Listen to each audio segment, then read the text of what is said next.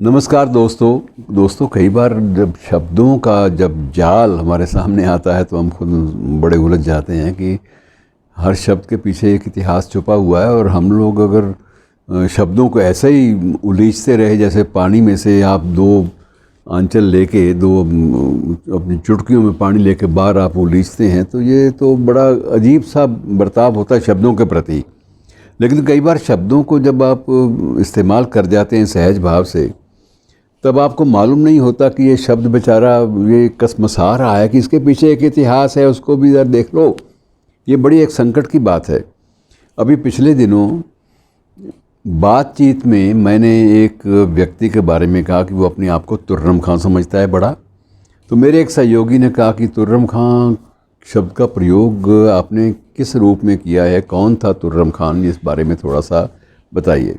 जिज्ञासा जगी और कुछ थोड़ा बहुत मालूम भी था, लेकिन जिज्ञासा जगी जब परतें खुलने लगी तो लगा कि जिस मुहावरे का, जिस शब्द का इस्तेमाल मैं सहज भाव से कर रहा हूँ वो तो एक बहुत बड़ा आदमी था और उसका वास्तविक नाम तुर्रेबाज खान था।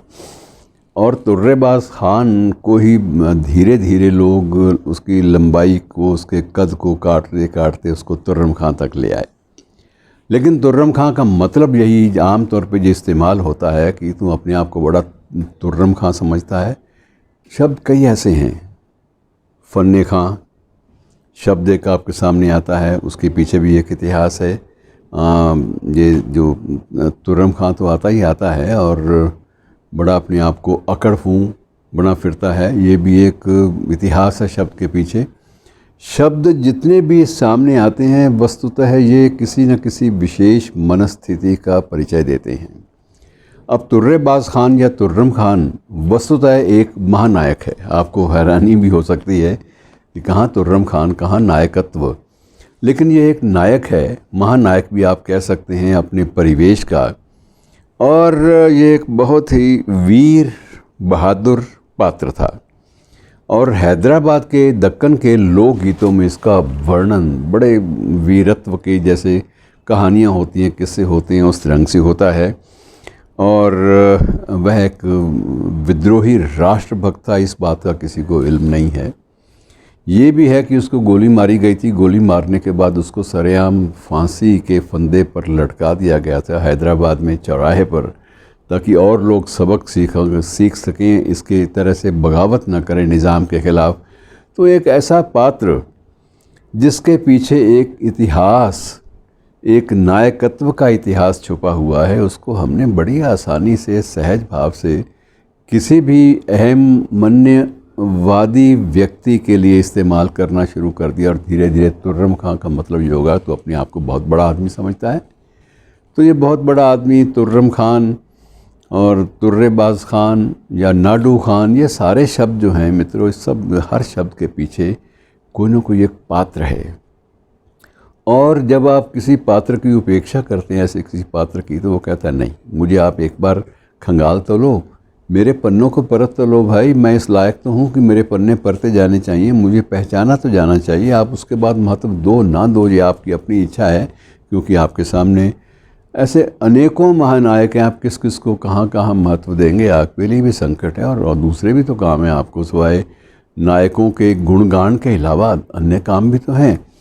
तो इसलिए कई बार ये शब्द ऐसे बेचारे हाशिए पे सरक जाते हैं। लेकिन तुर्रम खां के बारे में थोड़ा सा और जान लेते हैं, तुर्रम खां कौन था। और मित्रों और तो और इस पर नाटक भी लिखे गए और नाटक जो है वो बाकायदा अच्छे रंग कर्मियों ने, जिनका नाम है इस देश में, उन्होंने उसका मंचन भी किया, क्योंकि उन सबकी नज़रों में ये एक ऐसा पात्र था जिसने तत्कालीन व्यवस्था के ख़िलाफ़ बगावत की थी।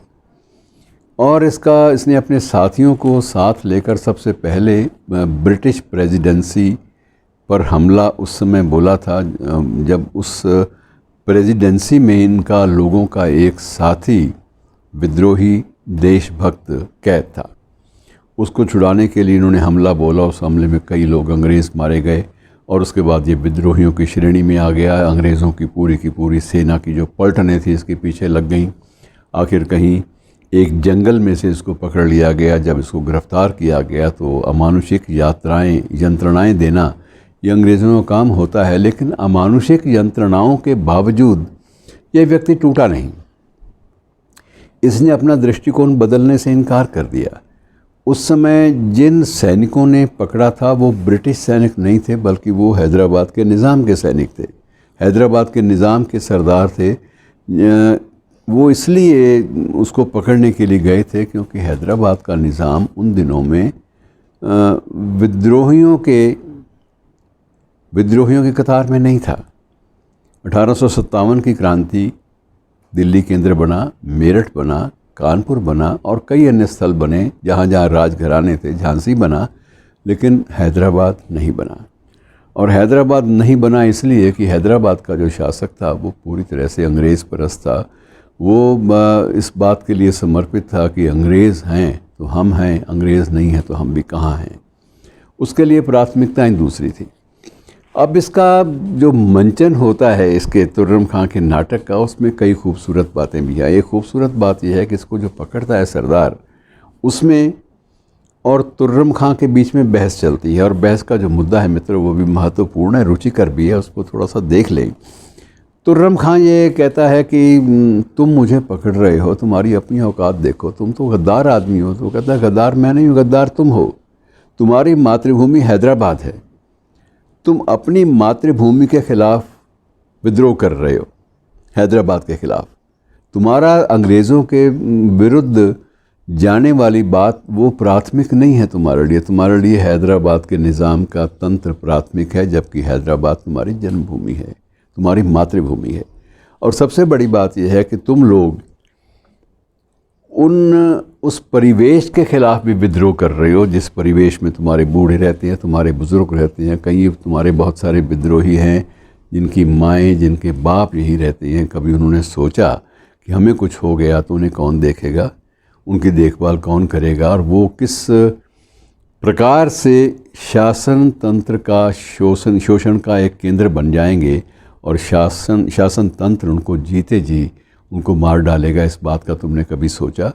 तुमने सिर्फ ये सोचा कि तुम एक योद्धा की तरह जाने जाओ, तुम एक वीर की तरह जाने जाओ। तुम्हें अपनी पहचान की फ़िक्र है, लेकिन अपनी मातृभूमि की और अपने माँ बाप की फ़िक्र कतई नहीं है। इसलिए मैं तुम्हें एक स्वाधीनता सेनानी के रूप में देखना पसंद ही नहीं करता। और वो उसको पकड़ता है, उसको गोली मारी जाती है। गोली मारने के बाद संतुष्टि नहीं होती, आदेश ये दिया जाता है कि इसके जो शव है इसको सरे बाज़ार फांसी के फंदे पर लटकाया जाए ताकि आने जाने वाले लाखों लोग देख सकें। मित्रों, एक कहानी तो हो गई और कथानक बिल्कुल सत्य कथाओं पर आधारित है, इस पर नाटक भी बने, सब कुछ हो गया। लेकिन प्रश्न ये भी है कि हमने ऐसे कितने ही नायकों को सहज भाव से भुला दिया। ये 1857 के हमारे देश के प्रथम स्वाधीनता संग्राम के उतने ही महत्वपूर्ण अंग थे, उतने ही महत्वपूर्ण नायक थे ये लोग जितने महत्वपूर्ण हमारे अन्य बेशक नाना फडणवीस थे या तांतिया टोपे थे या ये लोग थे, जितने वो महत्वपूर्ण थे उतने ही महत्वपूर्ण हमारे लिए ये भी होने चाहिए थे। लेकिन इन लोगों को महत्व देने में लोक मंच तो आगे आया, रंगमंच भी आगे आया, लोक गीतों में भी ये महानायक के रूप में गाए जाने लगे, अब तक गाए जाते हैं। लेकिन हमारे इतिहास में इनको वो स्थान नहीं मिला। और सहज भाव से हमने तुर्रम खां का मतलब अपने आप को बहुत कुछ समझता है, ये शब्द इस संदर्भ में प्रयोग किया।